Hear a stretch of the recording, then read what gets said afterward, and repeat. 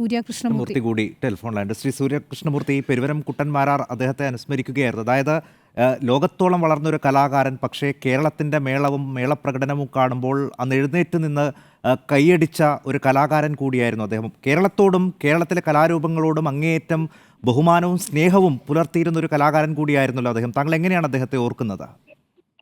ഈ സംഗീതവുമായി ബന്ധപ്പെടാതെ തന്നെ നിൽക്കുന്ന ആൾക്കാർക്ക് അദ്ദേഹത്തിന് അറിയാമായിരുന്നു. പണ്ട് ഒരു പരസ്യമുണ്ടായിരുന്നു, വാ താജ് എന്ന് പറയുന്ന. അദ്ദേഹത്തിന്റെ മുടിയിഴകളുടെ ചലനവും അദ്ദേഹത്തിന്റെ കൈകളുടെ മാസ്മരികതയും എല്ലാം കണ്ടിട്ട് അന്തം വിട്ടുപോയ സാധാരണക്കാരുണ്ട്. അവരുടെ മനസ്സിലും ഈ അവരൊന്നും സംഗീതജ്ഞരായിരിക്കില്ല, പക്ഷെ അദ്ദേഹത്തിന്റെ പേരും രൂപവും ഒക്കെ അവരുടെ മനസ്സിലും പതിഞ്ഞിട്ടുണ്ട്. 2 തവണയാണ് സൂര്യയിൽ സക്കീർ ഹുസൈൻ കച്ചേരി അവതരിപ്പിക്കാൻ വന്നിട്ടുള്ളത്. ഒന്ന് അദ്ദേഹത്തിന്റെ അച്ഛൻ അള്ളാരാഖായോട് ഒപ്പമായിരുന്നു. രണ്ടാമത് വന്നത് പ്രതിമ ബേദി, അന്തരിച്ച ഒഡീസി നർത്തകി പ്രതിമ ബേദിയും ആയിട്ടായിരുന്നു. ഇത് കഴിഞ്ഞിട്ട് വർഷങ്ങളായി. പിന്നെ വളരെ കാലങ്ങൾക്ക് ശേഷം അദ്ദേഹത്തിന്റെ പിതാവും അദ്ദേഹത്തിന്റെ സഹോദരിയും ഏകദേശം അടുത്ത ദിവസങ്ങളിലാണ് മരിച്ചത്. അതില് ദുഃഖം താങ്ങാനാവാതെ അദ്ദേഹം വളരെ ഷെയ്ക്കൺ. ആ അവസരത്തിൽ ഞാൻ അദ്ദേഹത്തുമായിട്ട് കുറെ നേരം സംസാരിച്ചിരുന്നു. സാന്ത്വനം ഒന്നും ചെയ്യാനുള്ള ശക്തിയൊന്നും എനിക്കില്ല, പക്ഷെ എന്തായാലും അദ്ദേഹമായിട്ട് ഞാൻ കുറെ സംസാരിച്ചിരുന്നു. അന്നാണ് നേരിട്ട് സക്കീർ ഹുസൈനുമായിട്ട് ഞാൻ സംസാരിച്ചത്. പിന്നീട് കുറെ ഗ്യാപ്പ് ഉണ്ടായി, കാരണം he is not easily reachable.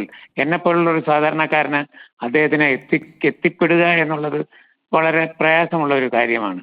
പക്ഷേ ഒരു 3 കൊല്ലം മുമ്പ് അദ്ദേഹമായി കോണ്ടാക്ട് ചെയ്ത് ഒരു സോളോയ്ക്ക് വർഷങ്ങളായി സൂര്യയിൽ വരണം എന്ന് പറഞ്ഞപ്പോൾ അദ്ദേഹം പറഞ്ഞത്, I want some innovative things. Solo ഒക്കെ ഒരുപാടായില്ലേ, ഇനി ഇന്നോവേറ്റീവ് ആയിട്ടുള്ള എന്തെങ്കിലും ചെയ്യണം എന്നുള്ള കാര്യം പറയുകയും ഞാൻ പുതിയൊരു പ്രോഗ്രാം ഡിസൈൻ ചെയ്യുകയും ചെയ്തു. അതായത് ഇദ്ദേഹത്തിന്റെ താളത്തിൽ ഇദ്ദേഹം തബല വായിക്കുമ്പോൾ സ്റ്റേജിലിരുന്ന് ഒരു സൈഡിൽ മറു സൈഡിൽ ശോഭന നൃത്തം ചെയ്യുകയും, 2 പേർ മാത്രം, വേറെ ആരുമില്ല. ഒരു ജുഗൽബന്ദി പോലെയോ അല്ലെങ്കിൽ ഒരു ഡ്യുവറ്റ് പോലെയോ ഇങ്ങനെ ഒരെണ്ണം ചെയ്യാനായിട്ട് ആഗ്രഹിച്ചിരുന്നു. ഇത് കഴിഞ്ഞ 3 വർഷമായിട്ട് നമ്മൾ ശ്രമിച്ചുകൊണ്ടിരിക്കുകയാണ്. ശോഭനയും ട്രൈ ചെയ്യുന്നുണ്ടായിരുന്നു, ഞാനും ട്രൈ ചെയ്യുന്നുണ്ടായിരുന്നു. പക്ഷെ വേണ്ടുന്ന കറക്റ്റായിട്ടൊരു മറുപടി അദ്ദേഹത്തിൽ നിന്നോ അദ്ദേഹത്തിന്റെ സ്റ്റാഫിൽ നിന്നോ എനിക്ക് കിട്ടിയിരുന്നില്ല. പക്ഷെ അതിന്റെ കാരണം മനസ്സിലാക്കിയത് ഇപ്പോഴാണ് ഞാൻ അറിഞ്ഞത്. അദ്ദേഹം ഒരു പ്രൊലോങ്ഡ് ഇൽനെസ്, വളരെ നാളുകളായി അദ്ദേഹം രോഗാവസ്ഥയിലായിരുന്നുവെന്നും ICUവിലായിരുന്നു പലപ്പോഴും എന്ന് അറിയാൻ കഴിഞ്ഞു. അതുകൊണ്ടായിരിക്കണം അദ്ദേഹം നമുക്കൊരു ഫേം മറുപടി തരാത്തത്.